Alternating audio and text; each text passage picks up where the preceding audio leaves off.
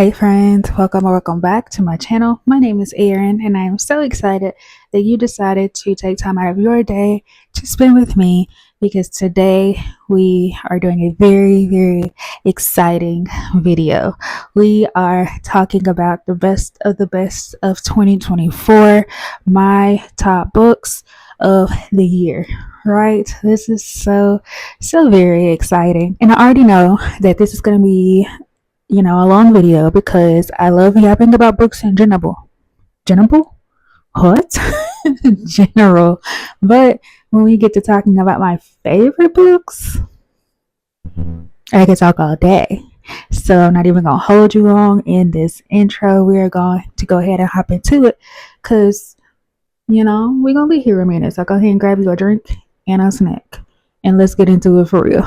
So when I was making this list, I did not include any rereads that I did in 2024. And that's because my list of new books was long enough, So yeah, no rereads on this list. Okay, so I am going to start off with a book that gave me one of my favorite book couples of all time. And that is Outdrawn by Deanna Gray. And y'all, the way that I love Noah and Sage as a couple, like this gave. Also, look at this cover. They are so cute. Like, oh my god, they're so cute.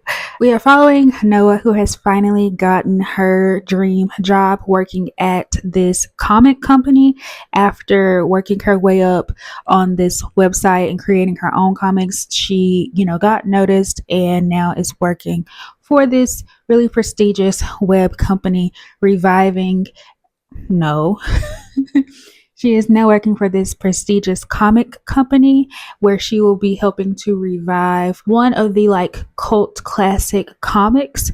But once she gets there, she finds out that her partner in reimagining this comic will be her rival from art school, which is Sage. Sage is in a different place in life. Sage has always been the best. She's always had the raw talent and the skill. But here lately, she feels like her career has kind of plateaued. So she feels like working on this new comic will be, her way to get it back, So they do not know that they are working together until Noah walks into the office and Sage is very confused and they're both kind of upset to be working with their rivals. And it starts out as a little competition, but things come out and they realize that, they have had feelings for each other, which kind of fed into their rivalry back in the day. And so, yeah, some stuff happens and it's just really cute and I love this so much. And this book even has the little illustrations in it and I just think it's the cutest thing ever and a very cute sapphic romance. Next up, we have Throne of the Fallen by Kerri Maniscalco, and this is the first book in the Princess of Sin standalone series. And in this, we have another book couple that I just love, and they are Prince Envy and Camilla. And this is a romantasy, if you will. And Prince Envy becomes involved in this game, and think kind of like a Phantasma type of game, if you've heard or read about that. And so in this game, Envy is led to Camilla as a clue and she is supposed to help him do something, right? And Envy is in this game trying to protect his kingdom. Things are going awry and he's trying to keep it a secret. And so winning these games will protect him and his people and his kingdom. And Camilla has some secrets of her own. And the reason why Envy is being led to her, it's very interesting. She's an artist, and at first Camilla is very reluctant to help Envy, but then she runs into some trouble of her own and someone is trying to blackmail her, so she joins up with Envy to kind of protect herself, and they go on a journey through the underworld. And this is so cute. I love that Camilla is a very strong main character. She doesn't need Prince Envy to save her. In fact, she's out here saving him multiple times, and I love that for her and us. This is really fun. It's a bit of a chunker, but yeah, the spice, the chemistry between this couple, it gave everything it needed to give for me. Next, we have a book that I read at the beginning of my YouTube journey, and I've been screaming about this book since I read it, so this will probably be no surprise to anyone, and that is The Honey Witch by Sydney J. Shields. And this is like a sapphic historical fantasy romance situation where we follow Marigold, who doesn't want to be, a typical woman in this era. She doesn't want to participate in the events of the season. She doesn't want to marry. She don't want to do none of that. Okay. And so her grandmother comes to visit and basically tells her that she's the honey witch, but she needs to pass this on to someone, and that someone would be Marigold if she wants to accept. And Marigold jumps at the opportunity to become the honey witch, but it comes with a caveat, and that is that no one can fall in love with the honey witch. And she doesn't think that, that's anything to really give up, because she's not looking for love anyway. So she goes to the island of Innisfree with her grandmother and trains to become the honey witch. And along the way, she meets a woman named Lottie. And Lottie does not believe in magic, and Marigold is determined to make her believe different.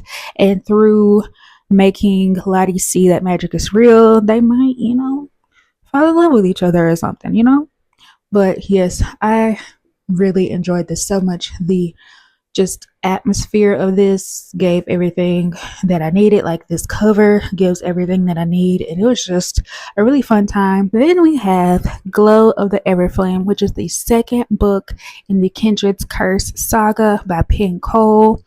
And this book shocked me because I read Spark of the Everflame, the first book, and it was just it didn't give anything special, but I decided to continue on. And when I tell you that second book is leaps and bounds ahead of Spark of the Everflame, it makes the first book almost feel like a prequel. And if you can get through the first book, you will not even believe how much the second book is going to eat. Okay, so in Spark of the Everflame, we're following Diem, who wants to kind of escape her poor village. Her mother was a healer for like the royal people or the descendant in this world, but then her mother disappears. So Diem decides to take over her mother's place being a healer so that her brother can continue to go to this elite school, and things just kind of unfurl from there. There's a rebellion in this world that Diem kind of gets tangled up in, and she has to decide which side she's actually on.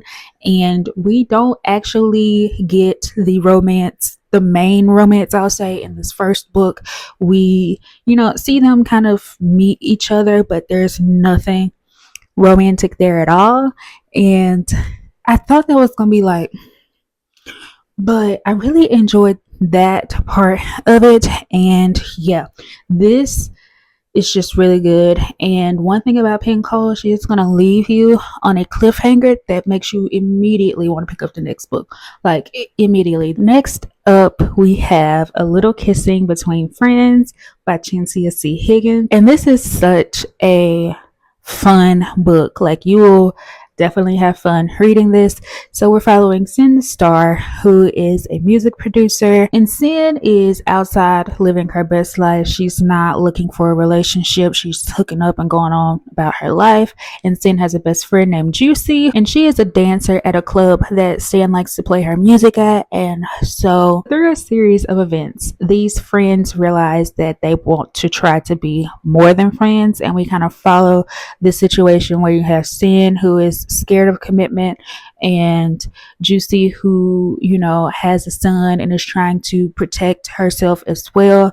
And yeah, this book will frustrate you. Sin will frustrate you, because I'm like, girl, what are you doing? What are you doing? But in the end, everybody gets it together, and I think this is really cute, really sweet, really fun, really sexy and spicy. And I loved seeing a dancer and how, like, all that works, because I've never really read anything like this before, but I had a really good time. And it's short, so it's not really a big commitment, but it did what it set out to do. And as someone who doesn't really care for the friends to lovers trope. I don't dislike it, but it's not one that I usually just run and reach for. This one, it did it for me, you know? Moving on to one that swept the book community in 2024, so I don't want to spend a whole lot of time on it, but there wasn't a way that I could not include it on this list because it did. It was one of the best books that I read this year, and that is Heartless Hunter by Kristen Ciccarelli. And this book, believe the hype about Heartless Hunter, okay? So in this book, we are following Rune, who is a witch, but she is in hiding because in this world, all the witches are being killed off. She is also living a double life. She is undercover as the Crimson Moth, who is this like vigilante going around and saving witches before they're killed off. And then we have Gideon. Gideon is a witch hunter, so he is the one going around killing witches, but also the one being bested by the Crimson Moth, and he's trying to find her as well. And Rune is moonlighting as this ditzy socialite, and they end up kind of getting into this fake relationship type situation because Rune is trying to throw Gideon off her scent, and Gideon suspects that Rune is the Crimson Moth and is trying to gather evidence. And this is so fast paced. It gave me so much anxiety, but in the best way. I really enjoyed Rune and Gideon as main characters. I felt for both of them. I wanted both of them to get what they wanted, even though that's kind of impossible given the situation. And the way that this one ended, explosive. So yeah, this queer romance took me by surprise. I was not expecting to like this book as much as I did, and I just had such a great time.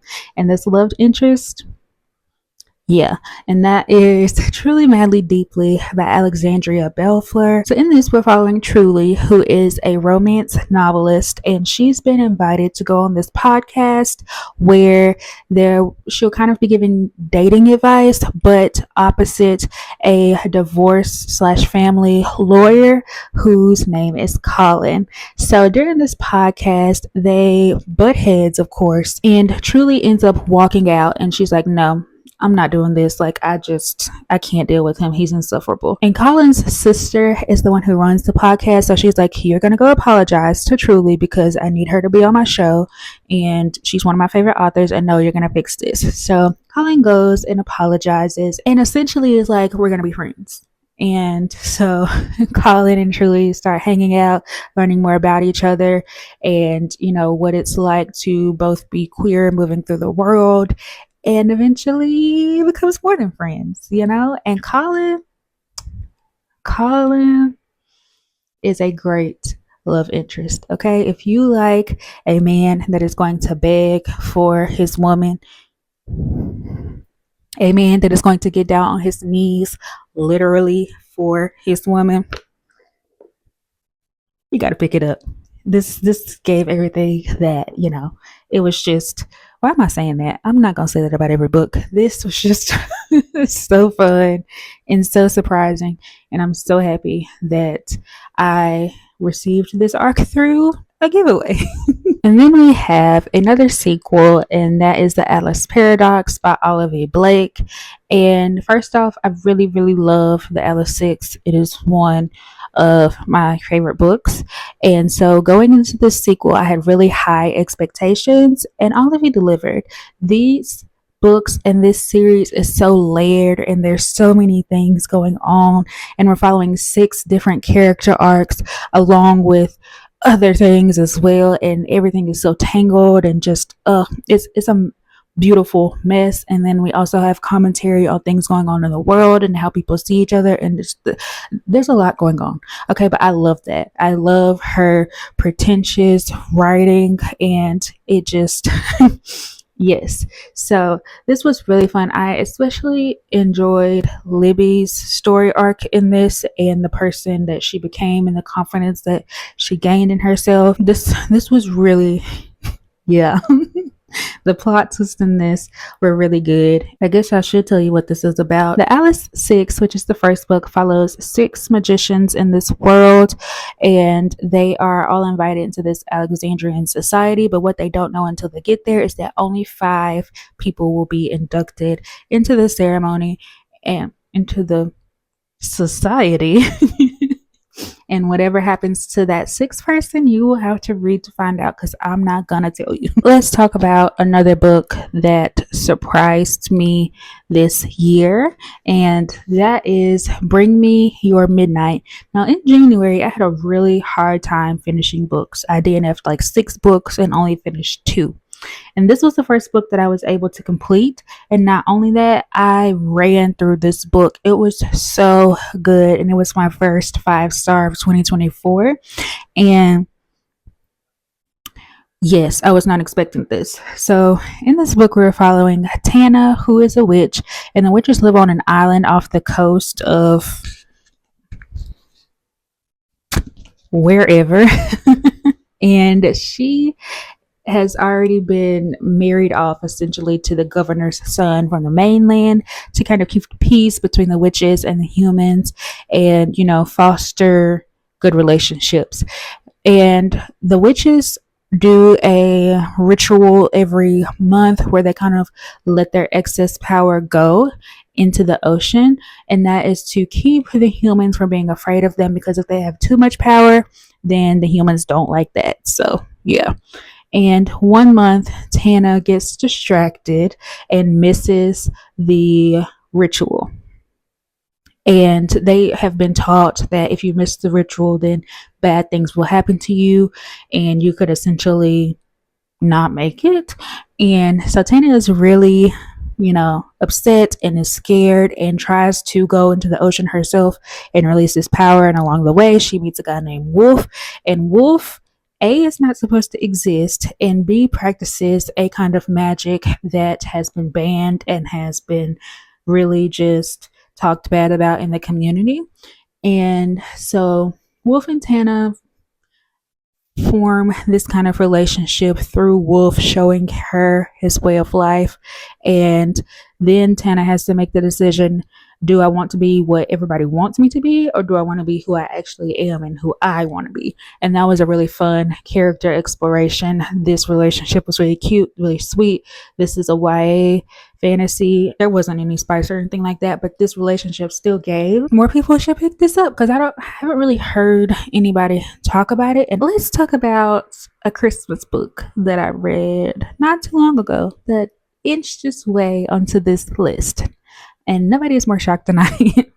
That is Christmas in Spite of You by Casey Mills. And this follows Noelle, who is an entrepreneur who is kind of struggling a little bit. And so her best friend suggests that she puts her apartment up on this shared spaces type place, which is kind of like Airbnb, since she will be out of town visiting her family for Christmas anyway, so she can just get some extra money. And so Noelle reluctantly does this, and right before she is supposed to fly out, she gets sick and forgets to cancel the reservation that she has on her place. And so the man shows up, and his name is Kincaid. And so Kincaid is very confused because he's supposed to have the place to himself, and there's no other openings in the city because it is Christmas. And so they decide to cohabitate for the week. Kincaid is kind of a Scrooge in that he doesn't really like Christmas, and Noelle, if you can't tell by her name, is very much into Christmas and loves celebrating. And so this is the first Christmas that she'll have to spend alone, and she's upset. And Kincaid kind of, what's the word I'm looking for? He kind of goes along with her and allows her to do her Christmas thing. And the more they learn about each other, the more they talk, the more they like each other. And it's a fun time. The progression of the progression of the relationship was good. Their chemistry was on point from the beginning. And I loved this so much. Shockingly, it did not give corny. Like some Christmas romances for me, like if Christmas is the main part of the book and you can't take Christmas out of it and still have a really good story, I don't like that. But this could have been fine without the Christmas elements at all, even though I feel like they did add just, like a little magical touch to it or whatever. Noelle's best friend Simone, an amazing side character. She needs her own book. She was just hilarious, and her lines and quips were top tier for sure. And speaking of other books that slid in right at the end in December, we have The Secret World of Maggie Gray by Granger. And y'all, this was blowing up on my side of book talk, and I was like, hold on, I'm feeling left out. Everybody has amazing things to say about this book, and I need to be in on the know. I need to know. And so yes, I decided to read this. This is an adult fantasy situation, and the synopsis, I'm going to read it to you because it does not give much away, and I don't want to be the one that gives more away. If you want to hear more about this book, I read it in my first holiday vlog of Bookmas, so you can go find that to get a little bit more tea, but this is all you're gonna get right now. A vampire, a witch, and a siren get accepted into a magical HBCU. The rest I am not allowed to say, but just know there's a talking cat named Quan, a few murders that went cold, and a world that is just below our feet. Sum me up. It was so chaotic. It was so messy and unapologetic words and unapologetically black. And I love a school setting. This gave that, but the characters were all in their late 20s. So we got real like adult mess. Like, you're not watching 18-year-olds, do college things. We are watching adults, and that just made it even more like, because I can relate to y'all. We kind of the same age, and I can't say enough good things about this book, and I'm so ready to jump into the sequel. And I think the third book is coming out at the beginning of 2025, and I'm ready for it all. This is so good for it just, and it's not even just good for a self-pub book. It's just a good book, period. And I'm really hoping that this builds up enough hype to go places, because it fully deserves it, for real. Let's talk about Apprentice to the Villain by Hannah Nicole Maehrer. I was skeptical going into this because I did not know if it could capture the magic of Assistant to the Villain and if I would love it just as much. But I think I like this one even more. Like, the plot twist we got in this, great. The peaks of new budding relationships, great. Evie and Sage. I always do that. Say Evie and Sage. Like, it's not the same person. Evie and the villain, and their relationship finally getting crumbs of a relationship, like people popping up that we didn't even know was alive. This gave, okay, Kingsley doing what he does and learning more about him. Like, this was just so much fun. I'm saying that about every book, aren't I? Well, I read to have fun, so I mean that kind of makes sense. Anyway, so in Assistant to the Villain, the first book, we are following Evie Sage, who needs a job, and she literally runs into the villain. And this is set in like a fairy tale world, so we learn, you eventually learn his name, but he is known as the villain, and he offers her a job, but this is treasonous because he is the villain. And so Evie takes this job in secret, and along the way somebody starts sabotaging the villain and his work, and Evie and the villain team up to figure out who is doing this. And there's just a lot of twists and turns and things that happen in that first book, and this one picks up right where that first one left off and just goes into a different storyline. I was also wondering where this one was going to go, seeing as the first one kind of wrapped up, but yeah, I really liked the direction of this, and I'm so excited to pick up the third book when it comes out next year. This series just, it's so lighthearted and so unserious, and sometimes you need that, so this book right here will be no surprise to anyone who has seen any video on my channel, because I talk about this book nonstop. And is that going to change? No. And that is Faebound by Saara El-Arifi. I didn't, it's hard for me to even believe that I read this book this year because I just feel like I have known this book and these characters for years because of how much I talk about it and how much I love it. But anyway, Faebound by Saara El-Arifi is an adult fantasy romance, romantasy, hell, I don't know, about Yurin, who is a commander or general or something in this elven army. And she has a younger sister named Little who is training to be a diviner. And Little has this prophecy about something that's going to happen. And so Yurin acts on the prophecy that Little has, but it doesn't turn out quite the way they expect. And Yurin ends up getting exiled from the elven lands, and Little, feeling bad about what happened, decided that she was going to go too. She wasn't going to let her sister get exiled by herself.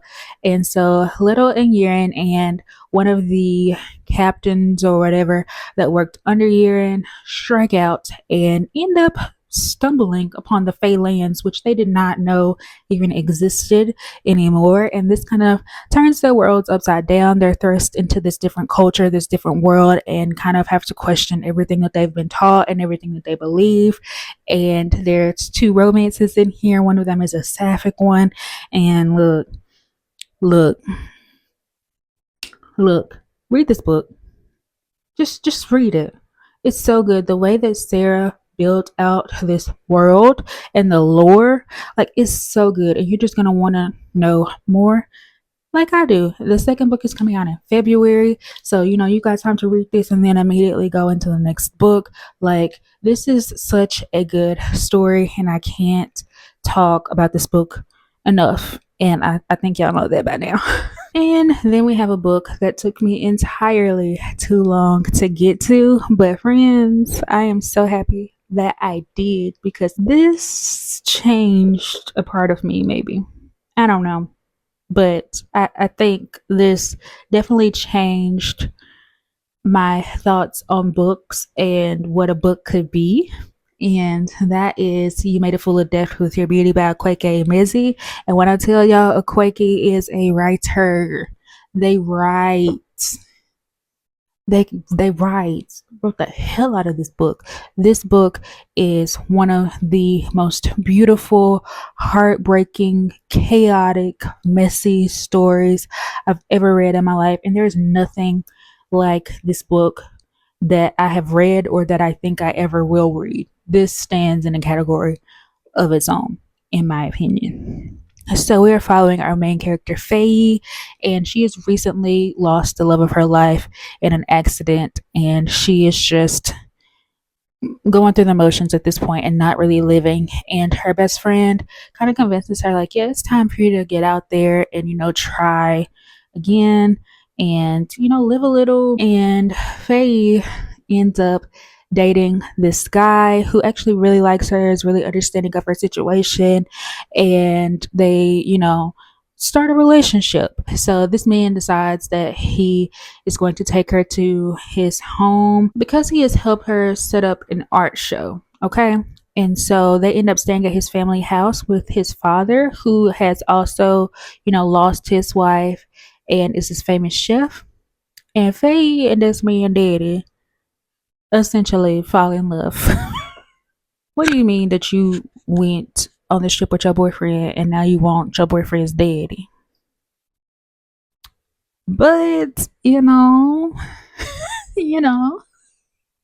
I ended up rooting for the girl and the daddy at the end. That's all I'm gonna say. This read this if you haven't yet. Pick this up. Moving on to another surprise for me, and that's Anna Maria and the Fox by Liana de la Rosa. And this is a historical romance where we are following Anna Maria, who is the eldest of three daughters, and their family is Mexican. Well, not royalty, but her father is very close to the ruler or whatever. And so the French are moving in to Mexico, and their father decides to ship them to England with other family just to keep them safe with all of this going on. But the uncle that the girls were sent to wants them to get out and kind of make a cause and help people realize that, Mexicans are humans and that this French occupation is wrong. So if they form like a relationship and or attachment to the girls, then it will only help them to help them get support to pull French occupation out of Mexico, if that makes sense. Okay. And so the girls are out in the season going to balls and events and stuff, meeting people, other things, And Anna Maria meets Gideon. And Gideon is in Parliament and he is working hard because his main goal and main reason for being in Parliament is to stop the transatlantic words to stop the transatlantic slave trade. His grandmother was a slave and escaped, and so he is working really hard to stop people from being uprooted from their land in the slave trade, which is wrong. And that's his only goal. He is like not even looking to the side, breathing, sleeping, none of that. He is working day and night to achieve his goal. And so they kind of have an instant attraction, and Anna Maria and Gideon kind of help each other achieve their goals, but also realize that life is more than achieving goals. And this was really cute, really fun. I had a great time reading this story. It was sweet. But there was a lot of political commentary, but I think it was done in a really digestible way and kind of built the romance around it. This is going to be a series of interconnected standalones following each of the three sisters, and I don't know. Then we have A Discovery of Witches by Deborah Harkness, and this is the first book in the All Souls series. And in this, we are following Deanna Bishop, who is a witch, but she does not practice for various reasons. Deanna is a scholar and she is studying in the library at Oxford doing research, and she calls up this manuscript and she realizes that it is magical, and then that just kind of starts a series of events. So she returns it and it kind of freaks her out, but then she starts getting attention from all of these creatures, the witches, the vampires, and the demons, because apparently this manuscript hasn't been seen in forever and everybody's trying to get a hold to it because apparently it has the details of the creation of all of the creatures and everybody is really interested in it. And so yes, there is a vampire who seeks out Deanna directly, and his name is Matthew, and they, kind of like each other a little bit, but he is also very much interested in the manuscript. And so Deanna and Matthew set out on this adventure to not only find the manuscript, but also find out Diana's connection to it and why she was able to access it when nobody else could. And so, yeah, think like Twilight for adults. It gives that vibe, but better. And this is full of history, it's full of suspense, fantasy, romance, all the things. Our girl Deborah is a historian and she flexes that on us regularly. So be prepared for that if you're going to dive into this series. And last but certainly never ever least, we have Immortal Dark by Tigest Girma. And when I tell you, this has not only made it to my best books of the year, but my best books of all time. It's up there with Faebound. And maybe I should make that video at some point, but my best books of all time, this will be included. She'll be there. And in Immortal Dark, we are following Kaiden, whose twin sister June has come up missing, and Kaiden basically goes on, let me see. I find it hard to really say what this book is about without giving too many details. So I'm going to read a little bit from the synopsis. And it says, orphaned heiress Kaiden, a Dane, grew up far from the arcane society she was born into, where human bloodlines gain power through vampire companionship. When her sister June disappears, Kaiden is convinced a vampire stole her, the very vampire bound to their family. Cicinios Sagad. To find June, Kaiden must infiltrate the elite Uxley University, where she must survive living with Cicinios, even as he does everything he can to drive her away. It doesn't matter that Cicinios' wickedness speaks to Kaiden's own violent nature and tempts her to surrender to a life of darkness. She must find her sister and kill Cicinios at all costs. When a murder mirroring June's disappearance shakes Uxley, Kaiden sinks further into the ruthless world of vampires, risking her very soul. There she discovers a century-old threat, and June could be at the center of it. To save her sister, Kaiden must bring Uxley to its knees and either break free from the horrors of her own actions or embrace the dark entanglements of love and the blood it requires. Y'all, let me tell you about Tigest Girma. This does not give debut novel. She wrote the hell out of this book. This book is so good. I can't say enough about this book. And going forward in my recommendation videos, you'll hear me try because I'm sticking it in every one that I possibly can. And there was some discourse about this book and about Kaiden being unlikable and annoying and all the things, but you have to understand where Kaiden is coming from and why she is the way that she is. Now, I'm not saying that she wasn't annoying or that she wasn't frustrating, because I was fussing at her the whole time. Like, girl, what are you doing? You're not even thinking. You just moving. Like, get it together. Like, I was fully frustrated with her myself, but I understood why she was doing what she was doing, or where, maybe not why, because I was like, girl, what? But the reasons why she thought what she was doing was okay. I'll put it that way. But yes, this stole my heart.